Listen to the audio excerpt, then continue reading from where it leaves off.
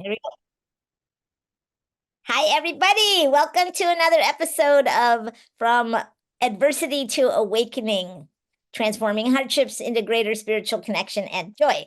I'm your host, Peggy O'Neill, and I'm here today with a very special guest, my one and only bestest nephew, not my only nephew, but one of my, But the one of best my, one. one of my best ones. Yeah. So this is LT Slater. Hi, LT. Hi, Peggy. How are Yeah, you? I am good. I'm so glad that you're here. And I am so glad to introduce you to my audience and have you on this podcast about overcoming adversity because this person right here, he has been through the of anyone I personally know, he's been through the most illness adversity of anybody because he was sick for 10 years and he had two baby children. His daughter was born the week that he was diagnosed with cancer. And he will tell you a little bit about his life, and I'm gonna let him tell you all that story.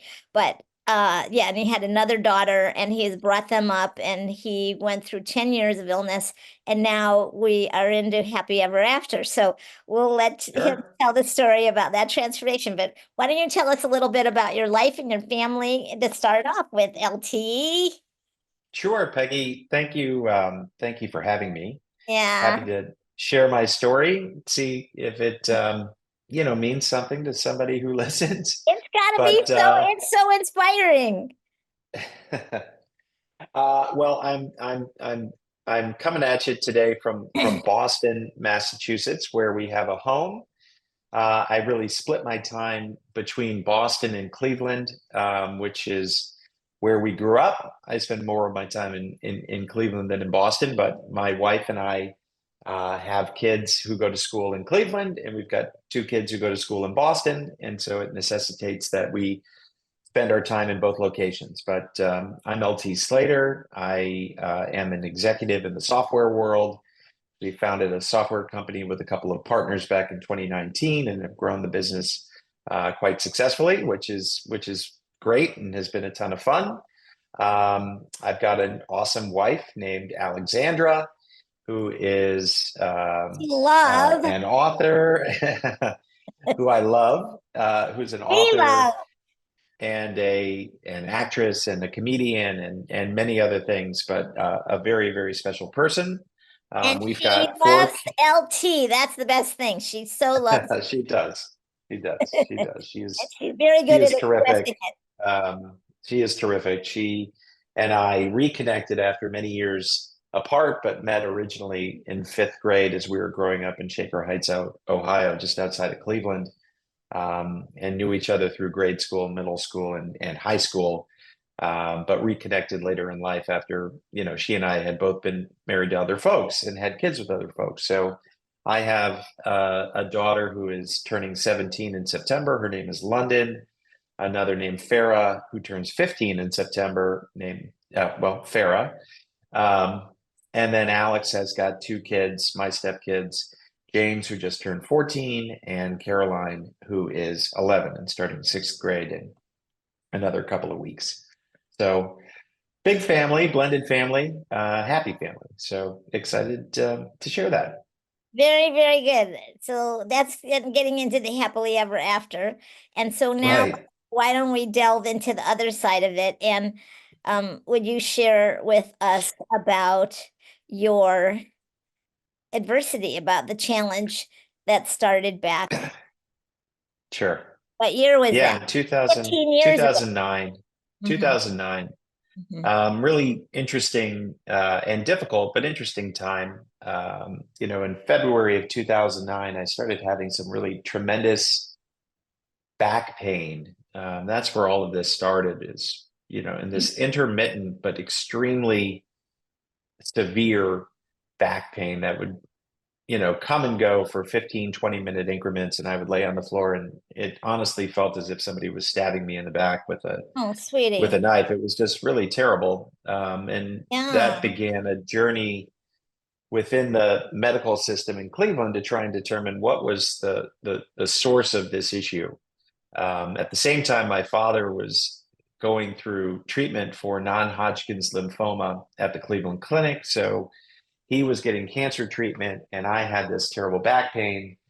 And my primary care physician had sent me to a handful of different specialists. And with what was going on with my dad, I was concerned, is it possible that I had cancer? I was assured by my primary care physician that no, that's not the issue. Back problems are very difficult to diagnose. And, I'm sure that this is going to go away as quickly as it arrived. And he started prescribing me pain medication to get through these episodes of extreme pain. And after about a week of taking that pain medication, it just occurred to me that this is not the solution to the problem.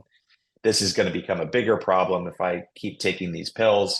Good for you. So I sought some other advice. I actually found a young female doctor at the Cleveland Clinic who was a spine specialist, and she took a look at all of the blood work and other tests that had been done and became concerned that there was an issue. It wasn't a spinal issue, but she felt that we should press forward with a bone scan to see what was really happening. And when we did that, we found that I had a severe infection in one of the vertebrae in my back, and it could be an infection. It could also be cancerous, which is the type of infection. And so when they found that I had this issue in the L1 vertebrae in my back, they asked me to get a PET scan because they knew they had to biopsy the bone, but they would prefer to biopsy soft tissue. So if there were a cancer issue outside of that particular vertebrae, it would show up on PET scan. And of course, when I took the PET scan, it lit up all over the place. And it was found that I had stage 4 Hodgkin's lymphoma. So yeah. So I didn't know that. yeah. Well, stage 4 Hodgkin's lymphoma, I was diagnosed officially after they biopsied one of the tumors that had grown out of my lymphatic system.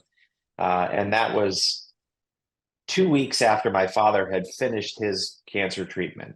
And in many ways, I thought to myself that having him go through what he went through was sort of in preparation for me to have to deal with that issue. It was a strange connection between the two of us at that time. Yeah, he could. Because the cancer that I was diagnosed with was entirely unrelated to what he was diagnosed with. But in the end, we ended up with the same oncologist who's a lymphoma specialist at the Cleveland Clinic and vice chair of the Towson Cancer Center. Wow. Yeah, a really, really interesting time. And again, when I was diagnosed, it was August 18th, 2009. And my wife at the time, my daughter's mother, was 8.5 months pregnant with Farah, the younger of my 2 daughters. So, not great news to get when you've got a baby who's about to turn 2 and one who's 2 weeks away from being born. No, because that is a busy time for parents. And very It is. demanding, very demanding. You got kids, you got work, you got wife, you got relationship, you got your everything else. So Well, the then what? It responsibilities that got I had in my worse. life, It got worse. it did. It did. I mean, out of the gates, obviously it's shocking to get a stage 4 cancer diagnosis, in particular when you have so many responsibilities, right? The responsibilities in my Yeah, life and you were were how expanding old? Like very, 33? very quickly. How old were you? I was 35. 35. Well, that's I even was more 35. shocking, LT. Yeah? Like so shocking. Well, for this particular cancer, it sort of strikes people at 2 different stages in life. And so it is a very rare cancer. Hodgkin's lymphoma is quite a bit more rare than non-Hodgkin's lymphoma, but it does seem to show up in men in their 30s, or it shows up in your 70s. Oh, wow. So it was not terrifically unusual for that particular cancer, although that cancer is really rare. Now, when I was diagnosed and we started to understand more about the disease, it was somewhat relieving to find that it is a highly curable cancer. They have a course of treatment that in all cases, regardless of stage, is 85% effective in curing the patient. Wow. And so Uh-huh. when I came to understand that, I sort of thought about this as, basically a terrible flu that I'm going to have to deal with for about 6 months going through the chemotherapy treatments.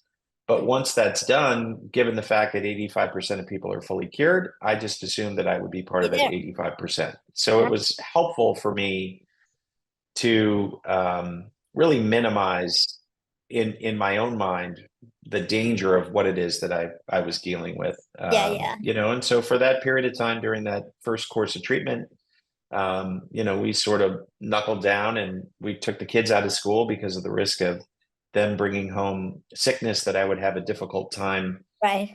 dealing with. So our Yeah. soon-to-be 2-year-old was to start preschool at that point, but we pulled her out of school and we sort of all hung out together in the house for about 6 months, and it, in some ways, was kind of an interesting and positive time between us because I would never have been able to spend that time with my kids if I weren't sick. I would have been working. Um, so after that first round of treatment, I was in remission. About 6 months later, I went in for a scan and found that it had come back. Uh, and at that point, things got quite a bit more challenging really fast because when you've got a really rare cancer that has one drug protocol that's really, really successful, there's usually nothing that comes behind it because there's no reason for researchers, there's no money for drug companies to Right. pursue additional treatments for something that has a really high success rate. Right. And they start giving you treatments that are really designed for different cancers in hopes that it can be successful here. So unfortunately, I had that short straw, the 15%, and they started giving me other treatments.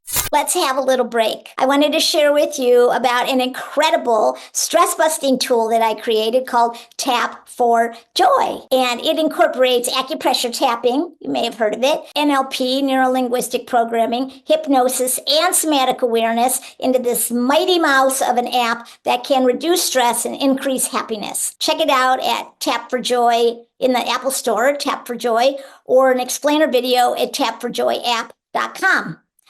It will help you to come to center, reduce stress, have a better mood, be more amicable, boost your immune system, deal with past trauma, all kinds of things.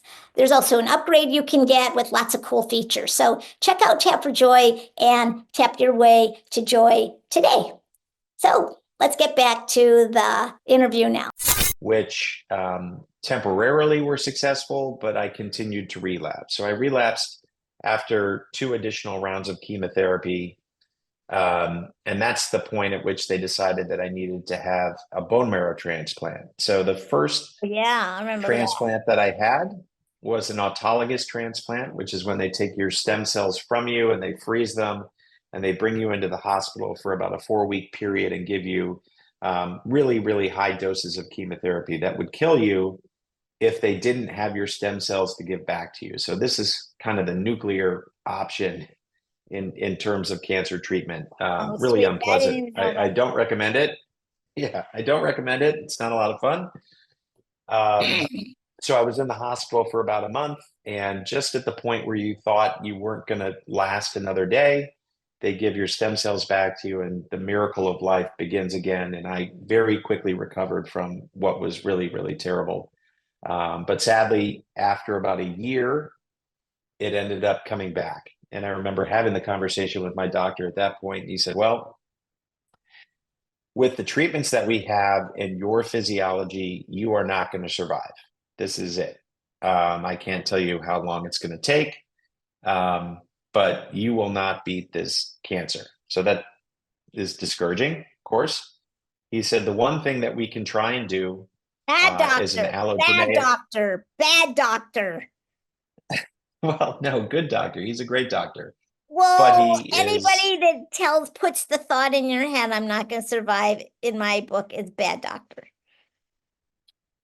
well, To say having we gone don't know through, what's going to happen is a different thing. I don't know. That's a whole other discussion. I'm going to let you continue. right. So, okay. Okay. So they So tell you no as chance.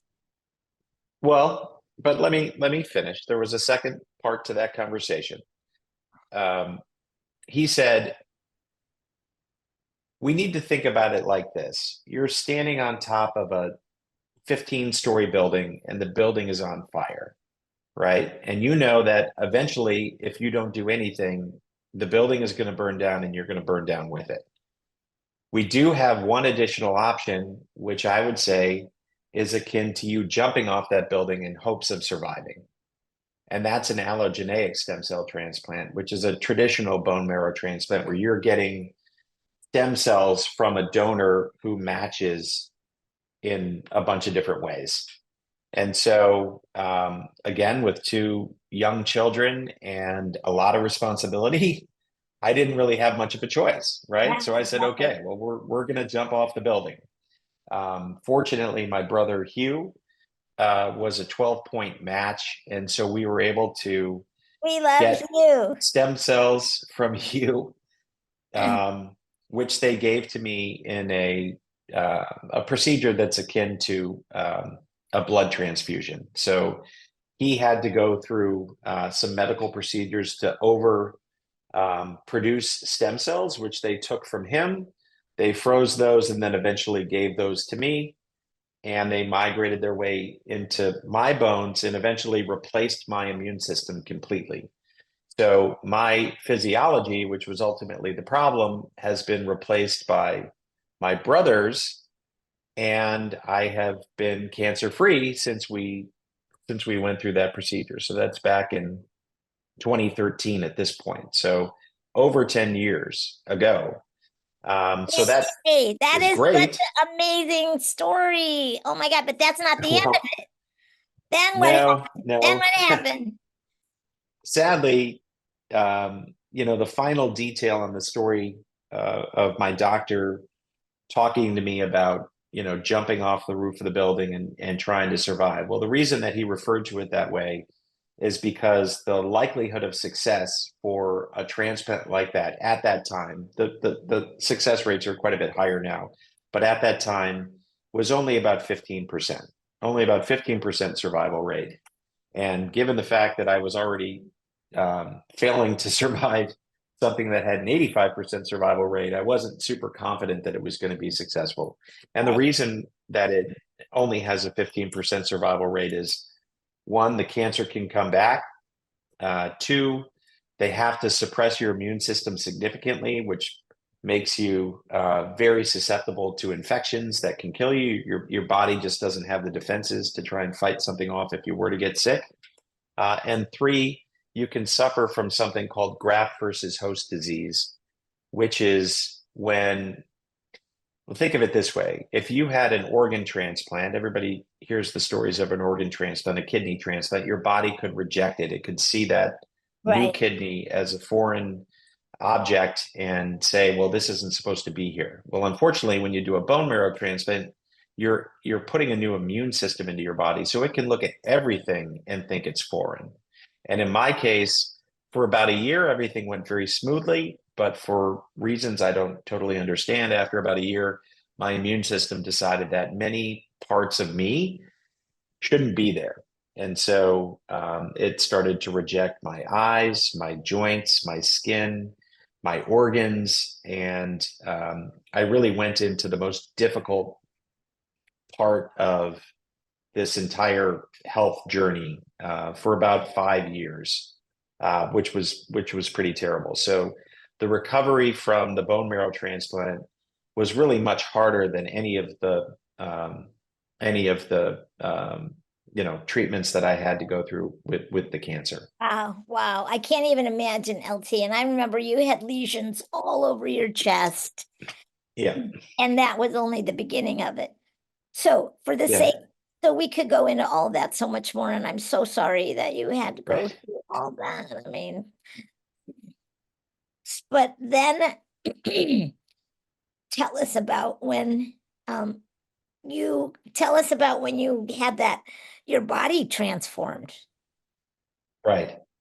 Well, because of, again, there's so many medications that you have to take after you go through something like the transplant. And many of those medications, although they're life-saving, they have a lot of negative side effects. And so the combination of the medications that I had to take to try and survive the transplant, with the damage that was done from chemotherapy and radiation led to some really tough stuff. So, you know, one of the things that I had to take, and I think most of us have had an opportunity to take prednisone, because it is the treatment that you have for so many different things, from poison ivy to, you know, bone Lots of, marrow transplants, right, right. lots of things.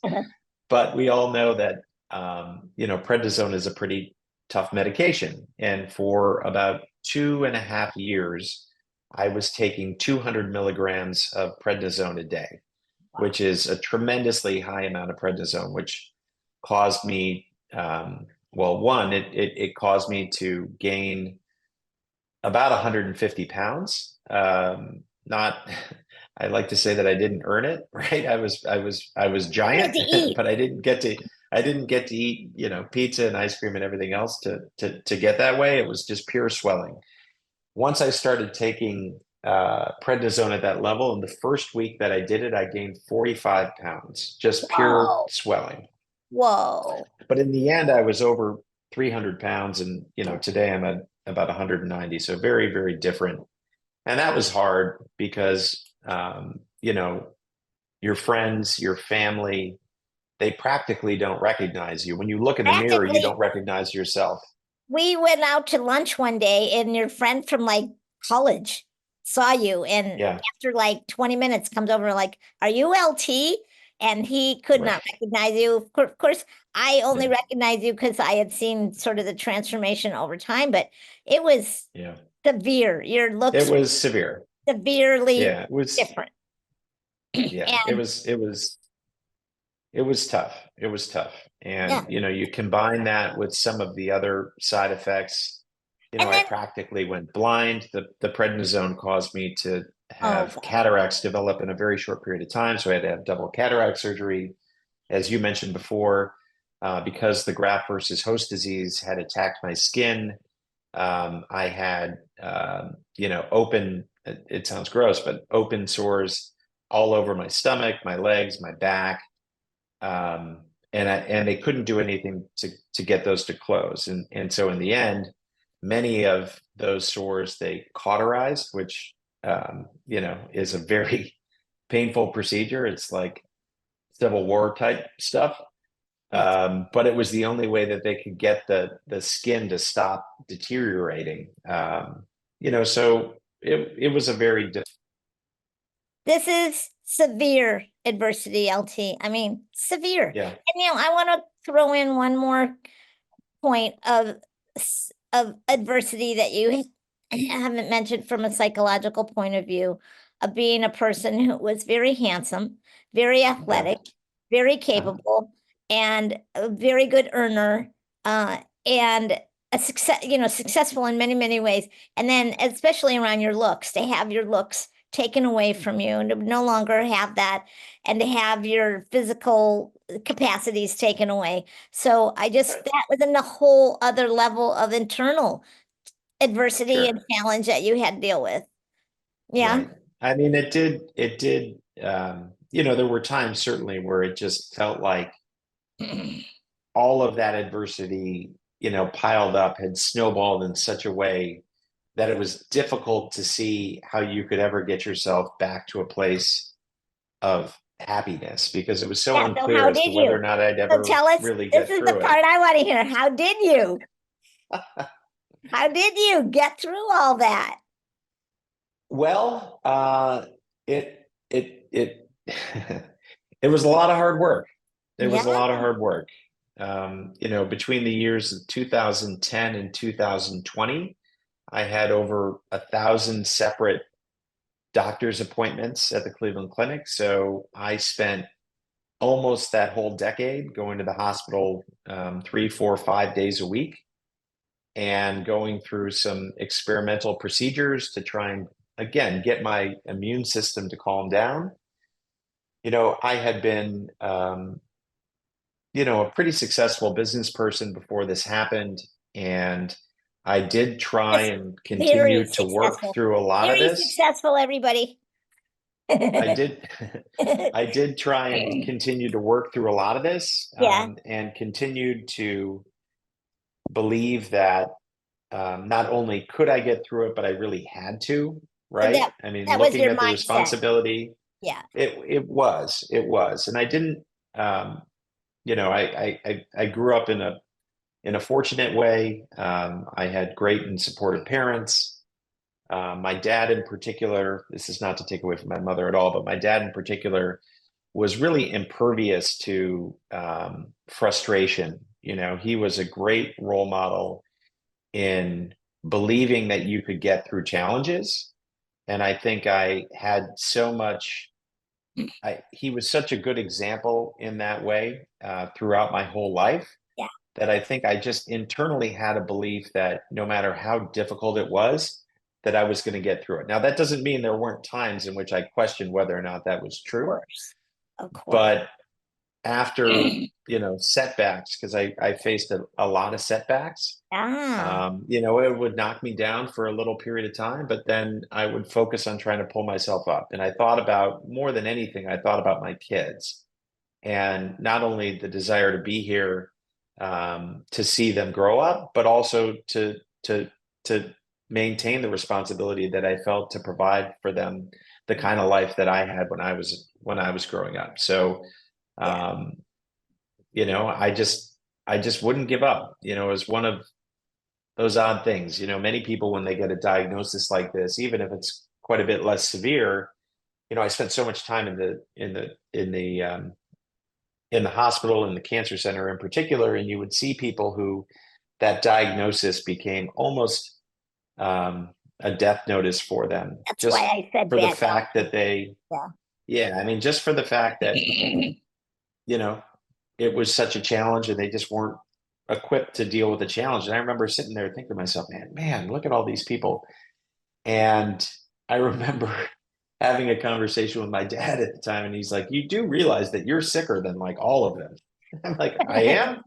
So I just sort of like, I don't know, there was something about the way that I thought about it where I just didn't, it was almost like it was outside of myself. I just didn't acknowledge that was something that I couldn't really get through. And I just always felt like I was in a better place than so many other people who were suffering from similar things, even if they were quite a bit less severe.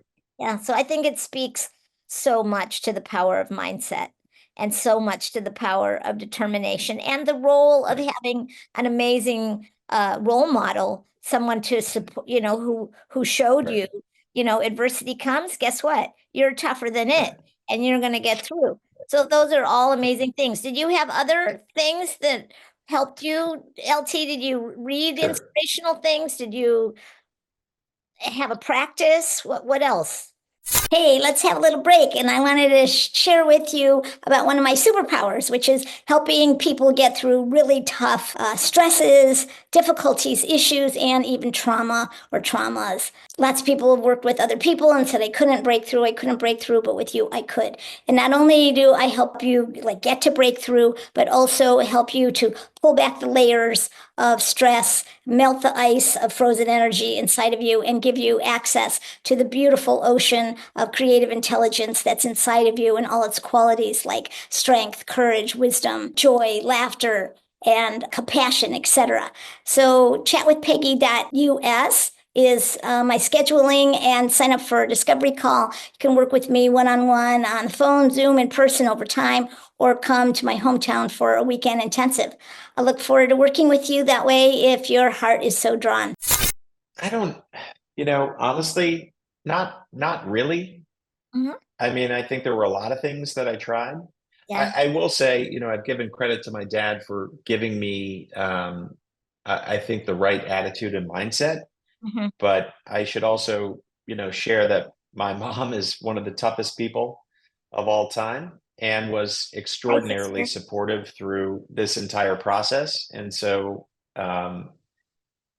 she was by my side through most of this Yes, she and spent, you know, years of her life basically trying to help me get back on my feet. And, she too just would not acknowledge that this is something that's going to take your life and we can get through this and I'm going to be there with you. And that was very helpful for me. That That was is, very helpful for me yeah, yeah. And she really dedicated and left her home in Florida and came to Cleveland and was with you on your bedside a lot. So a lot, a yeah, lot. we're Yeah. great. We're so grateful. So that's another thing. They have loving support. They have someone there to have Yes. someone also cheering you on and saying, we're not Yeah. giving up, right?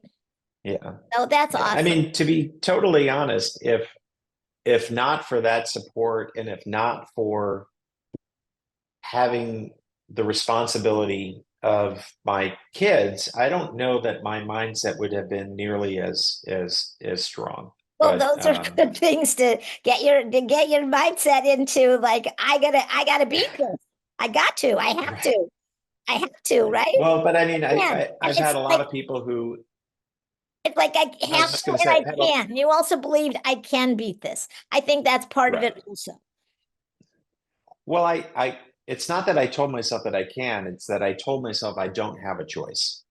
This cannot be the end of me because I've got too much that I have to do. Yeah. And so, with that as my Yeah.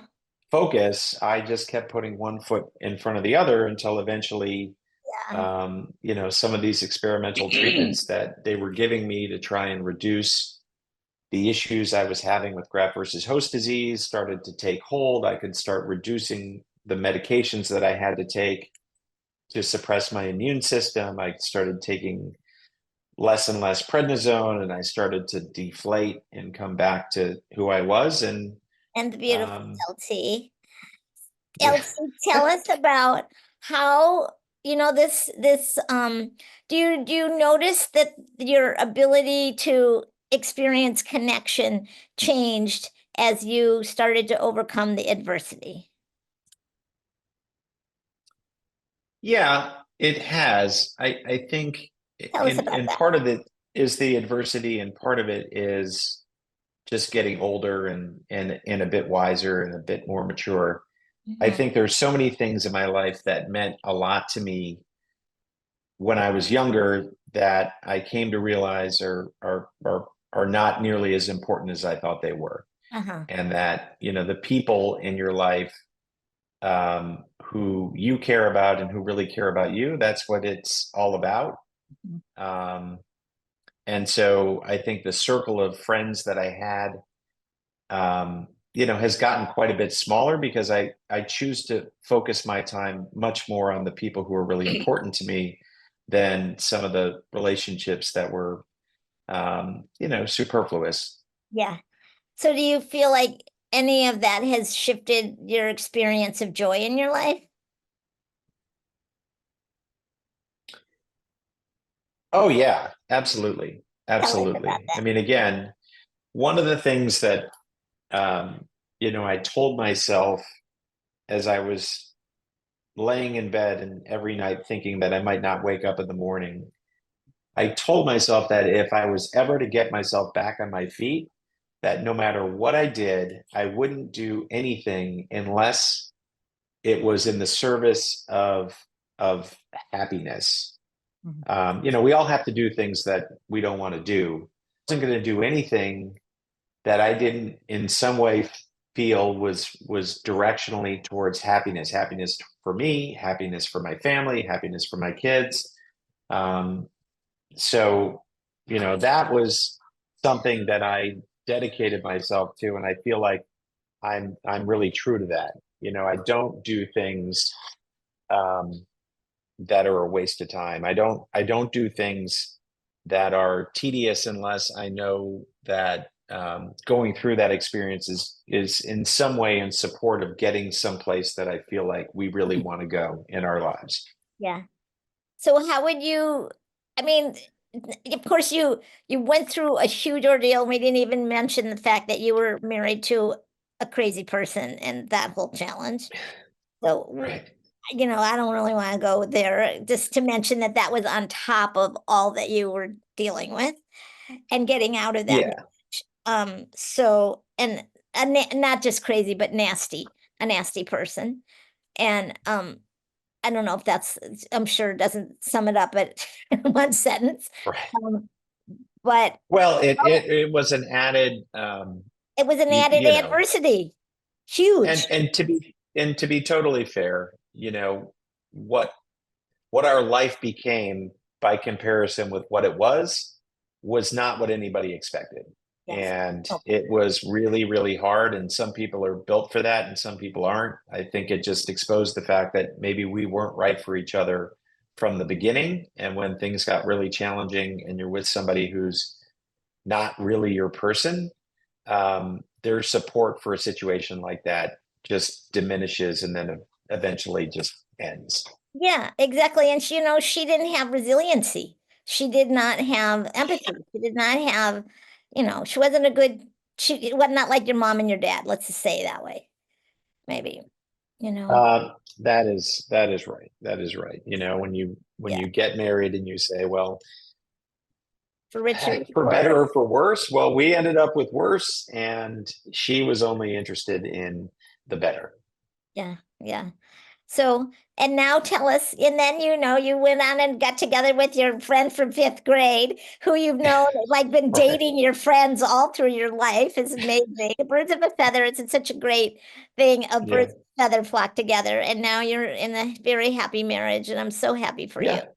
Yeah, Yeah. No, this is it's just a shame we didn't figure this out originally. I actually shouldn't say that.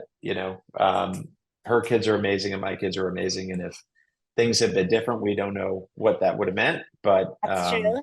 I'm very happy that we found each other and that we're together now. And she's a great, great influence and role model for my kids. And I like to believe that I'm a good stepdad to her kids. And, you know, our lives are certainly fuller for being together. So nice. So, how would you talk about your level experience of joy, having gone through that whole thing, learning, becoming so resilient, becoming so amazing as the human spirit in you is just off the charts. Right. Well, I'm very thankful. And you know, Yeah, it's gratitude kind of is funny good. now that it's kind of funny now that it's been a number of years since I've really been in trouble health wise. Uh-huh. I think back on it, and I think again, this is sort of the power of the mind and mindset. It almost feels like it happened to somebody else, Yeah. you know? And I'll talk to my mom who was there for so many of the details, and she'll bring up something, and I'll be like, gosh, I forgot that even happened. And Mhm. she's like, are you kidding? That was awful. And I think it's like it's a mental thing Yeah. where I just push out a lot of the really bad memories and diminish my recollection of some of those bad experiences. Yes. And that helps me to, feel happy and not, you know, be mired in feeling that I've been treated in some way unfairly Yes. by having all these really tough things happen to me. Yeah, I can relate to that a lot, LT, that my earlier life was much more difficult. And sometimes things happen and I recall things and I'm like, oh my God, that happened. And when I talk because I do the work and I tell my story a lot, when I'm telling my story about the adversity in my life, it's like I'm reading a book or something. It's like who I am now is so much more whole, is so much more Right, mature, is so much more aware, is so much more alive, and so much more in love with life, right? right. So, Yeah. I think as our identity changes as I'm a lover of life into that I'm here suffering, this is a whole other thing can happen.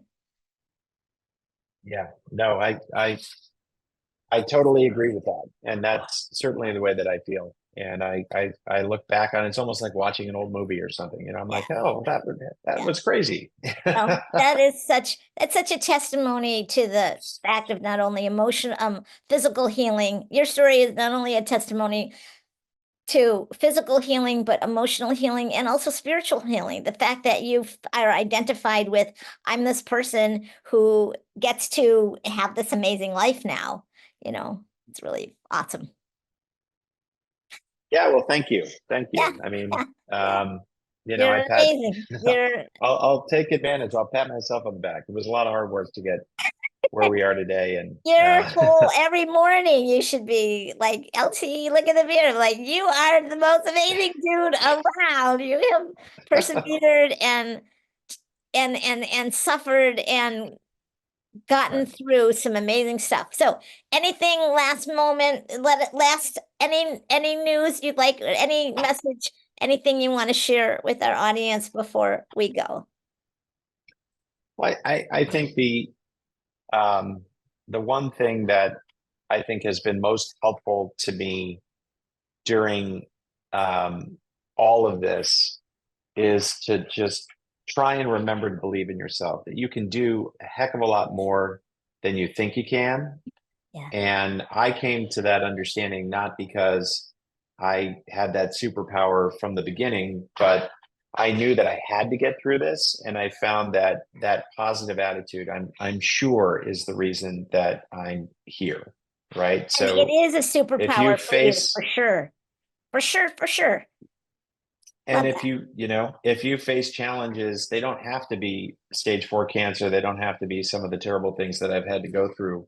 But just keep reminding yourself that you have the power to get through these things. You're tougher than you think. Try not to complain about it and just put one foot in front of the other and remember that life is worth living and you got to get back to a place in which you can do that. And I think that I'm not trying to minimize the difficulty that people have, but the ability to maintain a positive outlook is a huge determinant in your ability to get through it. And your will. I mean, you had huge superpower. Your will was a superpower. Totally. Yes. Yeah. Right. So those are amazing, beautiful words, LT. I'm sure our audience will be very inspired and moved and hopefully take action through our conversation today. Thank you so much for being here, Of course. sharing your amazing story, sharing your amazing self. And I guess that's it for today. Thank you for being with us. Stay tuned. A week from Wednesday, you'll get another episode, and I look forward to seeing you there. So long for now. Great. Thank you, Peggy. Yeah, thanks, LT. Well, thanks for being a fan of the podcast, and I would love if you would subscribe. Also, wanted to remind you about that mighty little app, Tap for Joy, and share with you about the amazing features for just $5 a month, like a no brainer, right? You're going to get some amazing tools for decreasing stress and increasing happiness, like a happy memory journal, which rewires your brain for happiness. You're going to get a bunch of customized tapping dialogues, which pinpoint and target your stress areas, a learn center, a bunch of other stuff, and a 5-day challenge. Highly recommend that for getting the most out of your results for decreasing stress and increasing happiness. So check out Tap for Joy, download it now in the Apple Store, try it out. You'll be surprised and amazed at how amazing it is, how remarkable it is, and how transforming it is. And I will see you on the next episode. So long for now.